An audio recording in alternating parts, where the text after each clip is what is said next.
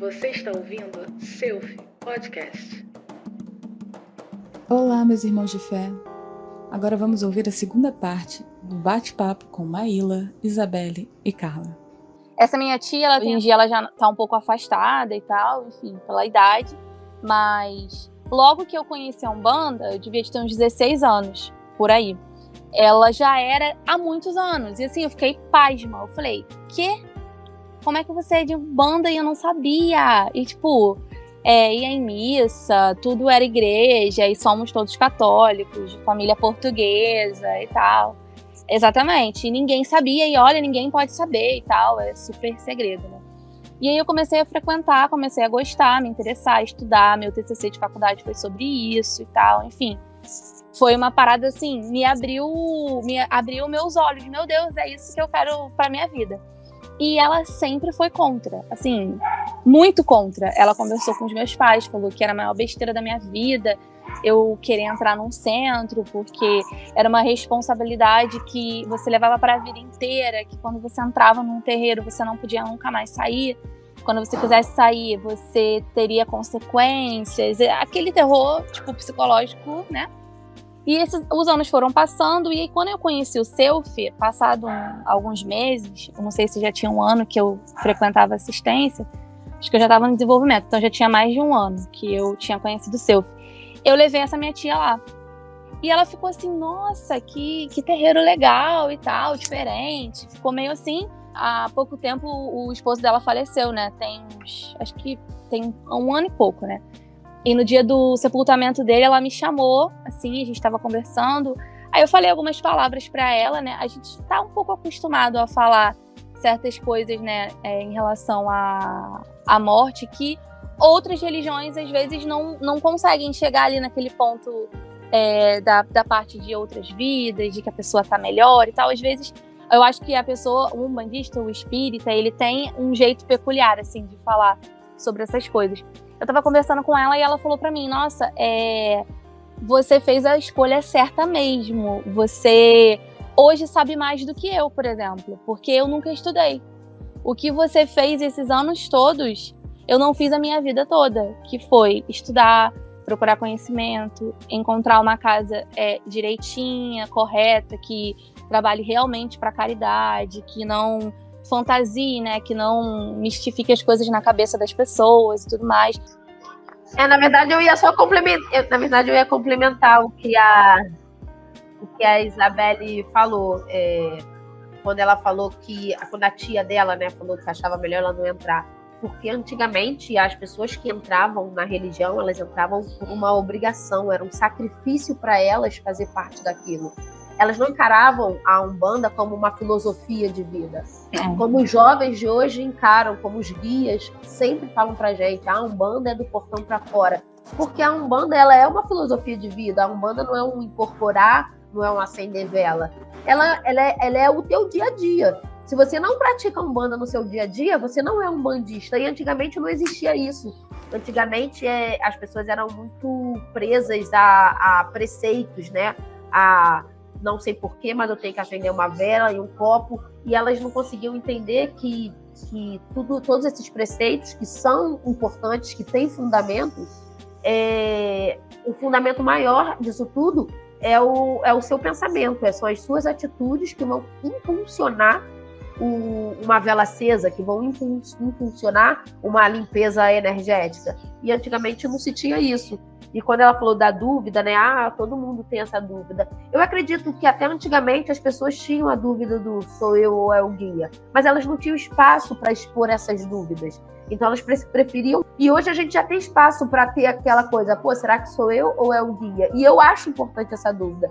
Porque quando a gente quando a gente tem essa dúvida de uma maneira equilibrada, a gente nem exagera achando que tudo é o guia e nem se paralisa achando que tudo é você. Então você tem que ficar naquele equilíbrio, é um limiar. E a dúvida, ela é importante, é a dúvida que vai fazer você estudar, é a dúvida que vai fazer você não exagerar. Então essa dúvida é importante, eu acredito que ela não vai mudar, eu acho que toda a gente, as próximas gerações, elas vão sempre ter essa dúvida, porque hoje em dia a mediunidade ela está muito mais para intuição, muito mais intuitiva do que aquela coisa onde você não lembra mais de nada. Então é normal você ter essa dúvida. Hoje a gente já sabe que para uma boa incorporação você não depende só do guia, depende de você como ser humano, depende do seu intelecto. O intelecto, quando eu falo, do seu estudo, depende da sua experiência de vida, que é quando eu falo, cara, nós somos muito, muito novos.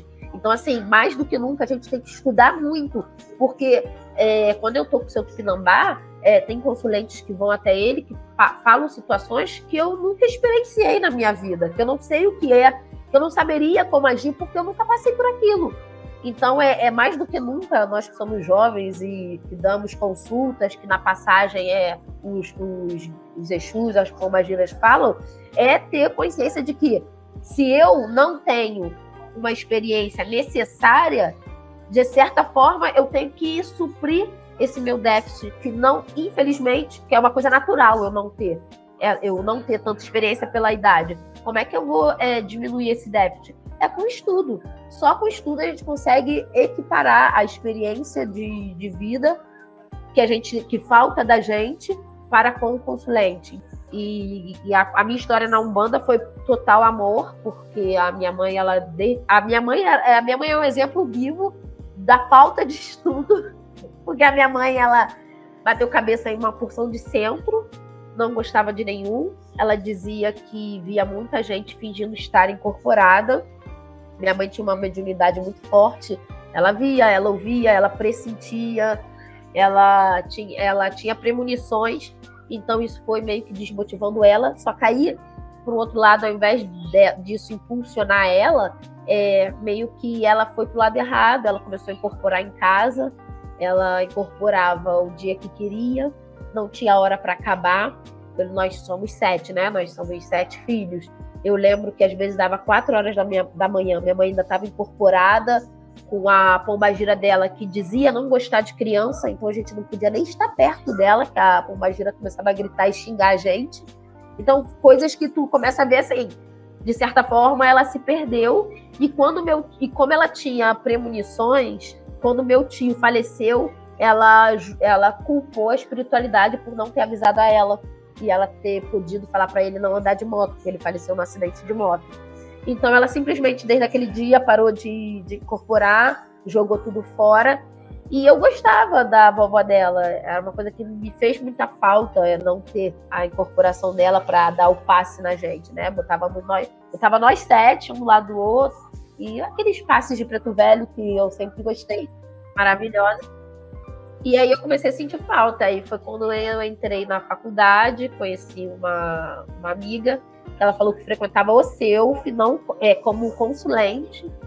E aí ela me levou para o Self. E aí foi o primeiro centro que eu entrei, o único que eu entrei. Entrei em 2012 e continuei lá.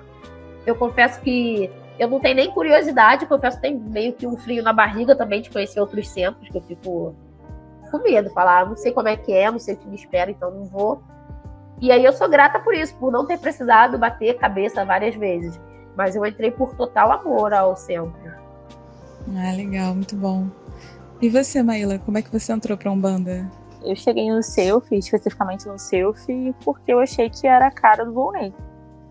Eu fui no Self com uma amiga que eu tenho em comum com a Isabelle. Aí eu falei assim, cara, essa casa é a cara do Volney, preciso trazer ele. E o Volney entrou no dia meio, assim, eu falo que nem no dia 1. Ele já entrou de cara, amou o Self. Foi muito engraçado, foi identificação à primeira vista. E eu continuei acompanhando, porque assim, a minha história com a Umbanda, ela começa no kardecismo.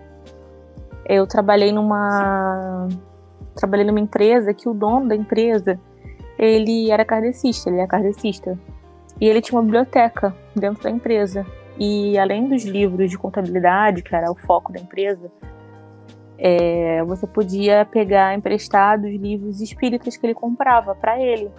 E nisso eu comecei a pegar por interesse, já tinha algumas sensibilidades, mas eu era muito sensível com outras pessoas. Eu nunca tive uma mediunidade aguçada para adivinhação, com sonho, premonição, nada disso. mas eu conseguia te dizer com clareza, assim, de olhos fechados, quem não estava bem no ambiente. Inclusive, se a pessoa estivesse muito perto de mim, era muito comum que ela saísse muito bem e eu saía muito mal, assim, sem saber explicar o porquê que aquela troca de energia tão forte acontecia de uma maneira tão rápida. E isso foi começando, e teve um episódio nesse escritório onde eu trabalhava, que uma menina da minha sala passou muito mal, ela teve uma crise de ansiedade muito forte, e na hora, eu meio que fiz uma passagem pra ela sem saber que era uma passagem, eu não incorporei nada. Mas assim, foi uma troca de energia, eu abracei ela e falei assim, você vai encostar o peito no meu e você vai respirar junto comigo, porque era um exercício de respiração que eu sabia que funcionava naquelas horas. Só que isso foi o suficiente pra ela ficar joia, ficou ótimo. E eu assim, fiquei mal dias, semanas, e sem entender o que estava acontecendo. Aí um dia, essa menina que passou mal me pegou no corredor e falou assim, olha, eu acho que você é médium, eu acho que você devia procurar algum lugar. Inclusive, você não pode fazer comigo o que você fez comigo por aí, isso é perigoso, eu te agradeço, me fez bem. Mas você não pode, porque claramente você desde aquele dia não tá bem. E aí eu fui parar num centro espírita que se chama Dr. Bezerra de Menezes, que tem ali em Cascadura. E eu comecei aí, só que assim, eu não incorporava até chegar no Self, né? Eu nunca dei muita abertura. Enfim, parei, mas eu sempre li muito sobre a doutrina espírita. Sobre a Umbanda em si, eu comecei a ler depois, eu comecei a me interessar depois, foi um passo posterior. Primeiro eu conheço o kardecismo e depois eu venho conhecer a Umbanda. E aí, quando eu entro no Self, as coisas começaram a se aprofundar, e o Pena Azul sempre conversou muito comigo de respeitar meu momento. E assim eu fui me apaixonando, sabe?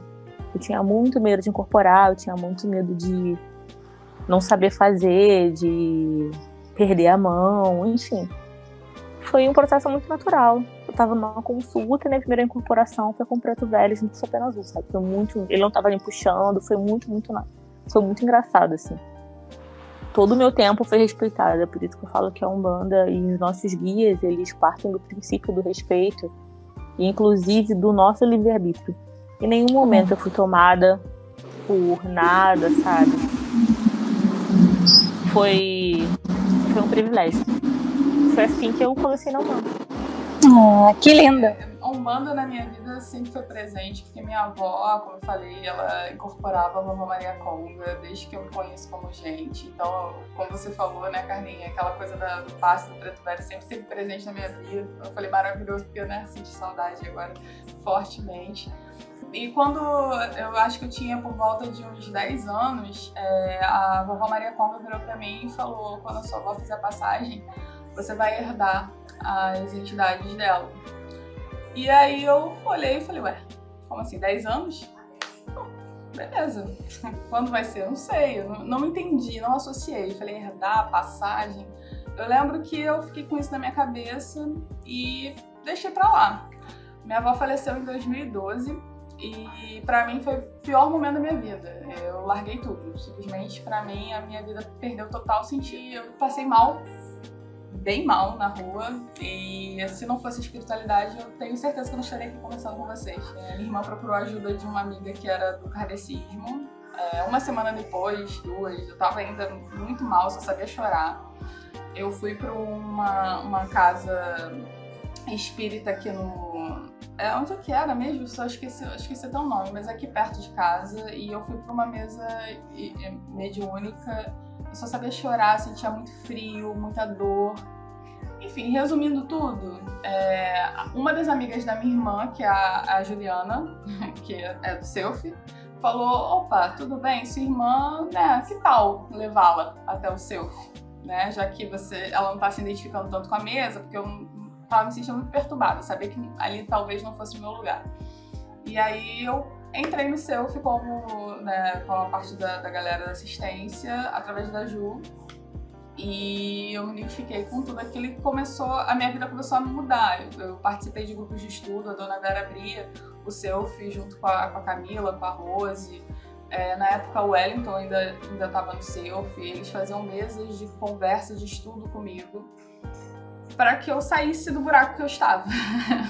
Então foi super pela dor que eu entrei de 100% na Umbanda. Eu já me considerava umbandista, mas assim, levar a sério, estudar, entender, respeitar preceitos e tudo mais. Foi apanhando até entender que não pode ser assim, que eu tinha que respeitar as minhas situações, que eu tinha que aceitar, já que já tinham me avisado com muita antecedência que assim que eu dessa passagem eu iria incorporar e, melhor, que eu iria herdar. E aí cá estou, né, depois do meu trabalho, né, muita oração, eu consegui me encontrar na Umbanda. E estou aqui, de fato, por amor 100%. E é isso.